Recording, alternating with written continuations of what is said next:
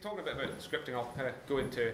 It's basically stuff I've learned over being a pen tester, and hopefully I'll let people avoid making mistakes I made, which were numerous. So, yeah, well, I did think I kind of saw myself up against the police, and I thought, so there's people who aren't interested. Either they're trying to avoid the police, or aren't interested in what they do. So, or really interested in pen testing. Either way. So about me, the usual. Yeah, I've been doing this for a while. She's already dated us, so go back a bit. Yeah, director of Scott SDS, along with Marion. OWASP Scotland chapter leader. I hope everyone's heard of OWASP in here. I actually go for this, and I think you might not have, but this is the one crowd I'd expect everyone to heard it. I'm the third highest ranked Security Stack Exchange member here today. So there's only two that beat me, which is Rory and Polly, who both done talks earlier on. It's a good site, so they've already said it, I'll say it again, it is a very good site. There's lots of good information on there, and actually it's a nice community. If you ask questions, you generally get like a non-flamey response. At the very least, you'll get someone pointing in the direction of something else. And I'm not a trained programmer. What's really important, I think, for this talk is I am not a trained programmer. I'm actually a trained accountant, which is my degree. No one's ever... I did some night classes in Pascal about many, many years ago. So what I've learned in programming is something I've kind of taught myself. So I think one of the things to take away from this is if you're not a programmer, don't let it put you off the idea of learning this. If you're doing something like testing, learning about scripting and using scripting is well worth it. So I shall pause briefly. So yeah, it's something that I've done I did a little bit of Perl, a little bit of PHP. Then I realised that was a horrible idea when I got into security. And these days I use it all the time. I program pretty much every week. I'll be writing code, even though I'm not a programmer. I wouldn't ever say I was. And if everyone reads my code, that's quite obvious. So why automate? Right. So I'm a pen tester basically. I test week in, week out. Web app tests, infrastructure tests, database tests. Time. I never have enough time. Typical assignment I'll get given is, if I'm really lucky, 5 days. Might be down as much as 2. I've been asked to do really stupid things like test an entire Class B subnet in 2 days. I actually said no to that one. That was taking things too far. But you never have enough time on testing. And there's always a lot to do, and there's always not enough time to do it in. And at the end of it, someone wants to see a report. So they want to see you've done lots of good stuff and found lots of interesting things. So automation is going to help you here. Repetition, repetition, repetition. You find something really cool. So you're on a test, you probe a HTTP server, and you think, that's interesting, that's got some information leakage, or they've done something wrong. And then you realize, oh dear, there's 200 other servers that I want to do this on. And at that point, you really, really don't want to do that manually. You do not want to do that, because it'll be horrible. And again, you run out of time. And if you've ever used pen testing tools, so if you've ever used a scanner, web app scanner, infrastructure scanner, you'll find they chuck out huge amounts of XML, or usually XML, huge amounts of data. And trying to get what you want out of that quickly can be really painful. So again, automation is the answer. And accuracy. Computers don't get bored. I get bored. If I have to do something like type in, I don't know, 500 slightly different IP addresses, especially if they're near like one of the 192.168, something you do a lot, I find my hands start gravitating towards that key sequence because I can't concentrate. Humans don't concentrate well if you make them do the same thing repeatedly. So computers don't get bored. So that's why to do it. When to do it? You're doing this a lot. So one of the things, the idea of this talk and the structure of it is I want to walk you through some examples of things I've found to automate, things I think that are worth automating, maybe give you some ideas about where you might want to do it yourself. If I do something a lot, I think about automating it. I'm lazy, really lazy. If I find myself doing something that's boring me, then I try and think, how do I not get bored next time? And that tends to lead me down the line of programming. Yeah, you realize it's hard to do manually. If anyone's ever read about a sort of 5-10 meg XML file and tried to find the information they want manually, they'll realize that that's not easy to do manually. So you want to do it automatically. Yeah, quicker write the code instead of doing it yourself. So the general principles, I'm talking a bit about the kind of general principles of what and how I approach things. And then first thing is pick a language. So you can pick any. You can pick any language. You know, I've seen people who do pen testing and they write. One guy who I used to know back in the day, who did it all in C, which I thought was crazy talk. He loved it, but that was his background. It doesn't really matter what language you choose. It matters that you're comfortable with it. It works for you. Certain things help, however. So yeah, this is my own opinion anyway. Dynamic languages work better. So by dynamic languages, I mean things like Ruby, Python, JavaScript, Perl, things that you can quickly mock something up in, things that you can quickly code into. Things like Java. I mean, a lot of people code in Java for pen testing. I feel that's a bit, you tend to have to write quite a lot of boilerplate to get that working, and you have to do compile cycles and all that sort of thing. And a lot of the time will want to do something really quickly. Come in, run it, write a couple of lines, did that work, didn't it work? If it did work, great, move on. And so minimum interruption. So interactive shell, so IRB in Ruby, the Python shell, and fast development time. So a lot of, for example, I use Ruby, I'll disclose that now because it does become obvious later on. A lot of people slag Ruby off and they say, Ruby's really slow to run. Yeah, and that really doesn't matter in pen testing. It's not this kind of problem that compilation time or runtime really matters for. It's programmer time that's the critical bit. You need to be able to do it fast because you don't have a lot of time. So it favours that side of things. Source code control. Use source code control. If you take one thing away from this and you're coding, please do use source code control, because I've been bitten by this so hard. You write something in the middle of a test, you think, that's fantastic, what a great piece of code. 9 months down the line, you run with the same system, you think, great, I've got a script, oh, where did it go? And you haven't got it anymore. So what I've done personally is I'll use Git as a basic thing. So initializing a Git repository and directory is really easy. Uploading that to a server you own, a VPS, is really easy. There's loads of guides for that. These days, if you're not too embarrassed about your code, put it on GitHub. I put some of my stuff on GitHub. It's not the best, but the good thing about it is you can upload stuff to GitHub, you can check it in, you can get it back onto just about any device you can think of, tablets, PCs, laptops, and it's safe. And you know it's not going anywhere. GitHub probably isn't going to crash, and they probably aren't going to lose your data. So use GitHub. The other thing that's interesting in GitHub is looking around. You can find lots of other people's scripts. So there's lots of stuff up there that you can go looking for. Well worth doing. So try and make this a little bit more practical and a little bit real. I wanted to walk through some examples. So the first example I've got, throwaway. So what's the problem? You get given a side array. So a lot of pen tests, you get told, right, your range is you want to do 10.1.0.0/16. Great, excellent. So I've got 65,000 hosts. Not every tool likes that. Not every tool is going to want you to do that. So it's fairly obvious at this point, this isn't something you're going to manually do. You're not going to manually type in 65,000 addresses and actually have that. So what you want to do is you want to turn it into a list of addresses programmatically. Repeatability high, you'll do this a lot. And it's very, very easy. So code. Okay, so this is the simplest of simple scripts, and it kind of looks like it. That's a gem that I found on GitHub as it happens. And all you do is create a new object from that gem, pass in something off the command line, and then this one takes a block, so you just say, right, for each instance, put out the entrance. You put that to a file. Now, something like that, that's something you probably end up doing, you'll know it, and it'll just be like, okay, I know how to do that, that's fine. But it's well worth doing, having the script, having code, because it'll save you, amount of time, and it'll also be more accurate. Accuracy is the key one here. Every time I used to do this, before I really did a lot of scripting, you type these things manually, you copy and paste them from somewhere. It's really easy to get mistakes in that. And if you're pen testing on the internet and you scan the wrong server, probably no one will notice. On the other hand, someone might notice, because you might scan some range that belongs to someone who really doesn't like being scanned. So it's really important to get the right address. And that kind of scripting is really helpful for that. So a slightly more complicated example. So I do a lot of web testing. And a standard web app security check. So when you're doing web app tests, standard way of securing a web app is to use session tokens. So there's a random string which is assigned to each session. I'm sure I aren't telling you anything new here. And you want to check that it's appropriately random. You maybe don't see it all the time these days, but it used to be that a lot of people would think, I'm cleverer than the guys who came up with my framework, and I'm going to generate random numbers for this session token, and they wouldn't do it right. So they'd put static data in there, they'd put something based on time in there, but in some way it would be predictable. So when you get a web app testing methodology, if you work for a company and they've got their own methodology, I guarantee you there will be a check in there which says, test the randomness of all session tokens. Great. So if you're using Burp, and you're doing web app testing, you probably are, that's great, Burp handles that. Burp's got a sequencer, so you fire it in a request, it says, that's the cookie I want, it goes and gets 5,000 of them, comes back and says, there you go, check randomness. And that's great, that's my check done. That, moved on. Unfortunately, what happens if the application has a two-stage login?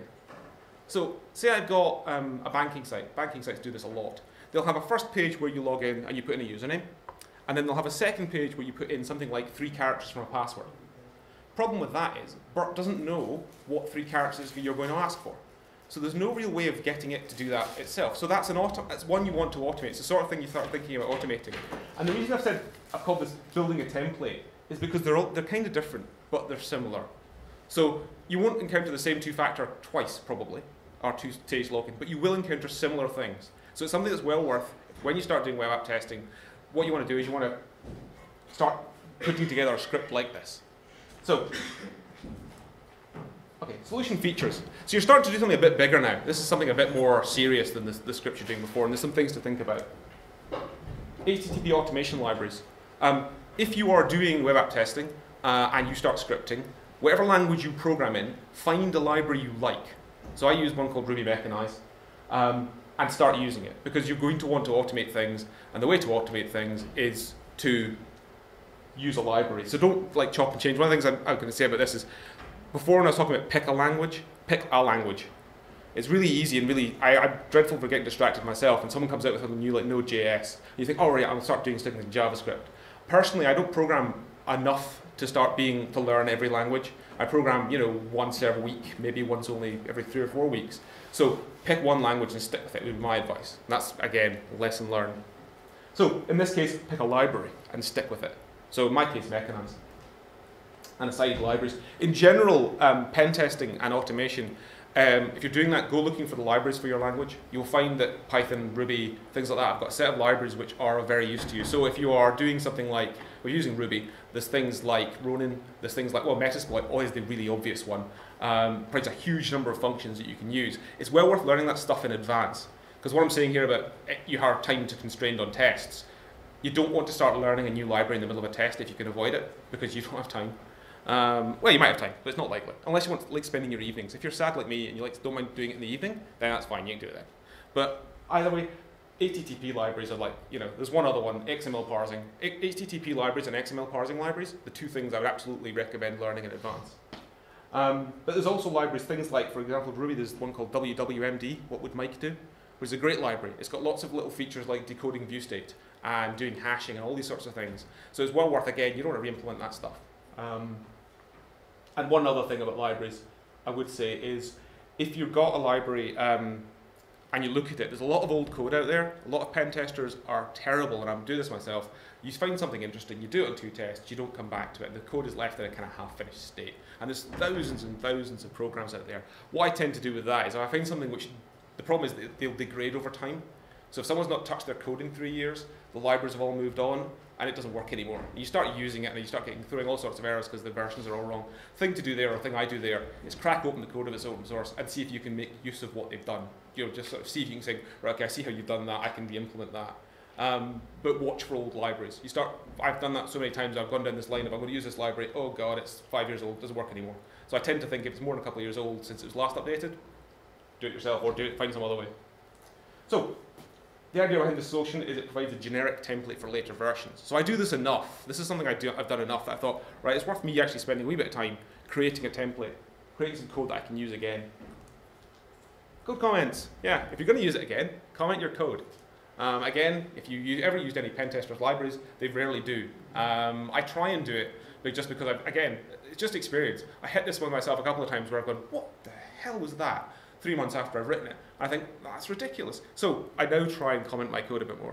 So this is me kind of, you can try and avoid coming the same problems I have. So, let's see if it's going to work from here.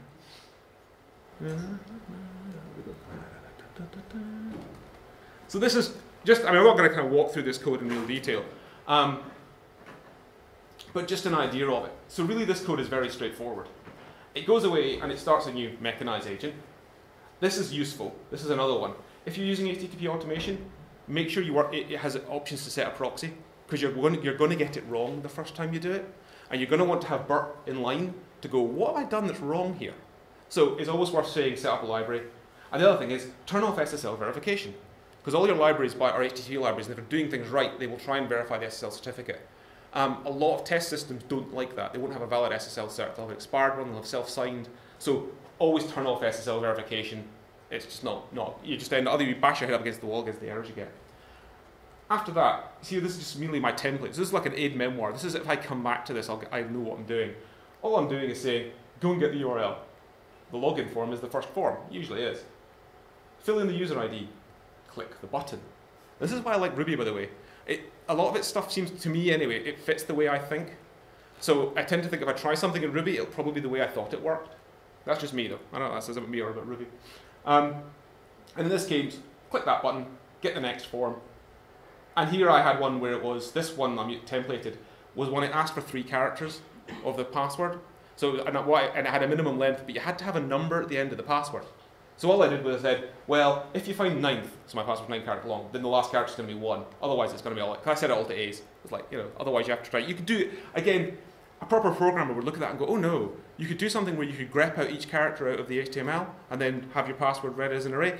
Yep, absolutely. If I was a proper programmer, I would do that. But I'm not. I'm a guy on a timeline, and this will work. So and this isn't code I'm planning to let anyone else have. So if I was planning to let someone else have this code, I would be more careful. And then, yeah, I had to fill in the date of birth. Click the button, and then gives you a cookie value. And then just put something out so you know you've done it. So that code will go through, it'll go through a 2-stage login, and it will grab the relevant cookie each time. One other point, again, better experience. At the top, it's got a little for loop that says go and do this 1,500 times. Don't put that in until you made sure it's worked.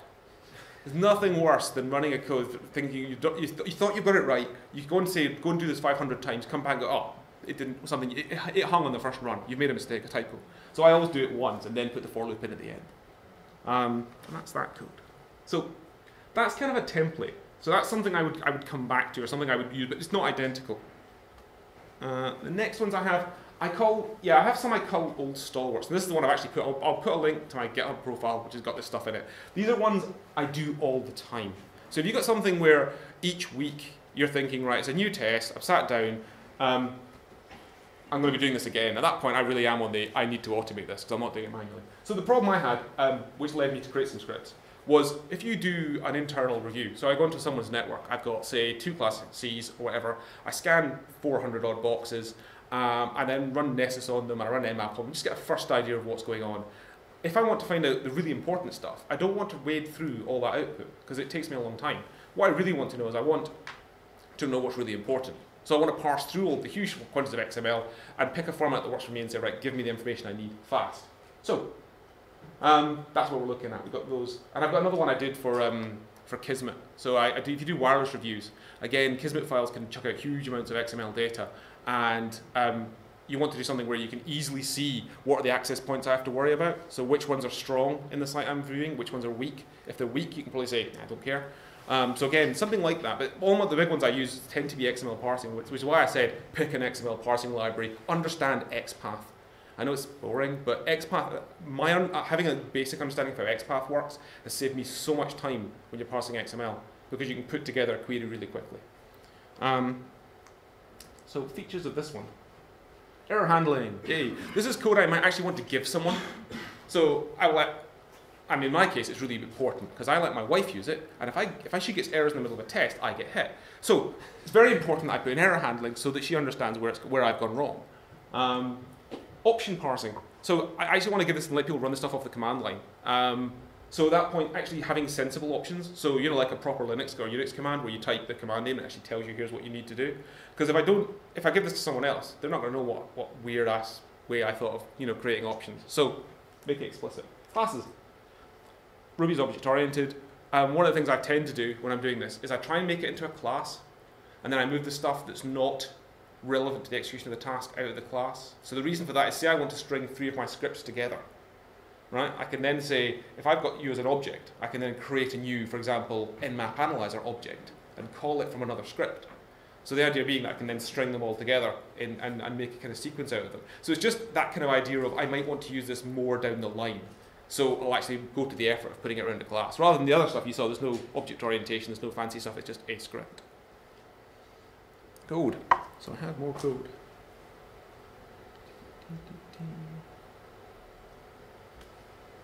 Okay. So this one, yeah, and this is up on GitHub as well. So here you can see it's actually worth doing, some basic commenting, because you're going to come back to this stuff. And this program is actually fairly straightforward. I'll kind of walk through it real quick.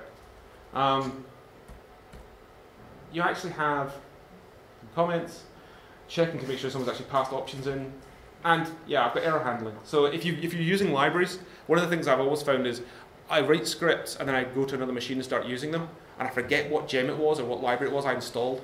And if it breaks out with some cryptic error message, you're thinking, what's not working? Why does it not work? And in reality, it's probably just I haven't installed the right gem. So yeah. And typos go. Oh no, it's not. The other thing to say about that is, in this case, this is a good example of where you don't want to do everything yourself. So I found a good Nmap parsing library. And I thought, well, I'm not going to write my own Nmap parsing library. Why would I do that? Because this one works. So as long as you can get someone else's stuff that works. So, and really, there's a lot of boilerplate here. And this stuff, this kind of thing, where it's like, reading in the directory I want to scan, reading in the file. This is common. So I just copy, paste this from one report to the next. And then, and logging. Yeah, debug logging. Well worth doing. You can, once I get to this stage, you start thinking, this is almost proper code. I probably want to put debug logging in here. And I won't actually walk through all this because, but all it basically does is go through an Nmap file program and pulls out information that I think might be of use. And also, the other thing it does, which is kind of really important, is in this case, if you're a pen tester, you will find that clients will say, I want an Excel report, because they love Excel, and they want their reporting in Excel. I have no idea why, but I think it's because they're accountants or something, and they like Excel.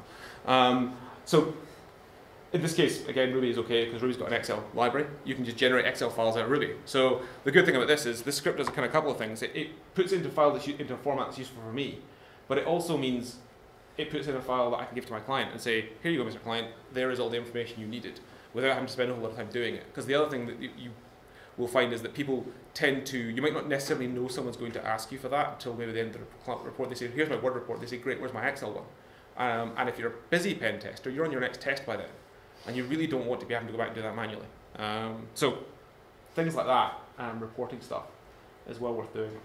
And at the end of it, so essentially I've got a class, and all I'm saying is, if I'm called off the command line, then just instantiate the class. So that kind of format, for me, has worked out really well. The other thing I suppose I'd mention is you will end up with things like this where you think, I need to refactor this. I really do need to refactor these ones. They kind of do the job, they work. But I'm well aware that I really shouldn't have the stuff that reads the files in the class. It should be down in the script, because I might not want to call it in that way. So, but that's kind of bigger scripts. So you end up doing it error. Full application. So sometimes you might think to yourself, right, I've got something really cool I want to code. So think Burp, Dradis, Metasploit, something like that. Don't do that, really. The pen test world is full of people who have thought, I'm going to redevelop X.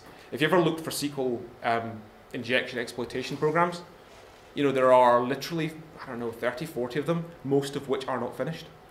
My personal advice would be, don't do that. If you find something you want to do that's like that, luckily, I picked those three. Those three I've picked because I use them all the time. So Burp, everyone know Burp? Dradis? Yeah, no, some people. So Dradis is a tool for managing information on pen tests and creating reports. So the way I tend to work is, you get your information, you put it in Dradis as a web app, so you can actually share information. So you've got like 3 or 4 people on a test, and you want to all have a view of what's been found so far, what's been doing. You can put it into Dradis. And then the really good thing about Dradis is you can automate creation of Word reports, which is an amazingly good thing, because I hate writing Word reports. And if you have to write a 70-page Word report every week, you would hate reporting too, and you would hate Word. Dradis can cut your time down by essentially automating the process of tool information into Dradis, put in all your manual effort to actually make it right, and then spit it out and create a Word report at the end of it. And Metasploit, which, everyone I'm sure knows of. So it tends to say, and I kind of got to this point, I was thinking, what if you get a big script like that? The answer I would say is don't. All of these ones will let you write modules. So I've written modules for all. I haven't written Burp's got a new thing, which is their extender API, which they've just got this version, which will help it kind of be used for that sort of thing. Dradis you can write modules for. It's a Ruby app, so it's a Ruby on Rails app, so you can just write Ruby modules for that. So I've written a couple for custom reports. And Metasploit modules. The good thing about all these open source pen testing tools is most of them are fairly open to the idea that you will contribute. Definitely the Metasploit guys are. I found like a typo in one of their modules, and you can go to GitHub, fork the repository, fix it, and push the patch back, and they accept the fix and be all like, so one-line typo, that error handling they hadn't done. But they accepted the patch inside of about 5 minutes. So I was like, well, that's great, you know. It's a nice, easy way of doing things. And definitely for larger stuff, I would say pretty much look at writing modules for other people's stuff, don't write it yourself. Just because, and I'm kind of exposing all the things that are bad about pen testers, but honestly, we're good people mostly. Pen testers will tend to think, oh, I really want to do this because this doesn't quite do what I want it to do. And they'll get halfway through and then they'll get bored, busy, or whatever else and move on. That's the example of SQL injection. So yeah, don't go down that line. So what have I talked about? Probably too quickly. A little bit. If you're a tester, learn to script.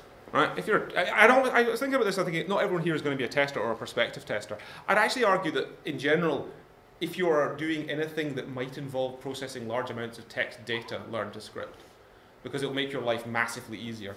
I mean, I kind of use the example of I used to write scripts for companies. So someone would say, oh, I've got to do something like I've got an address book of email addresses, and I want to change the format of all these email addresses.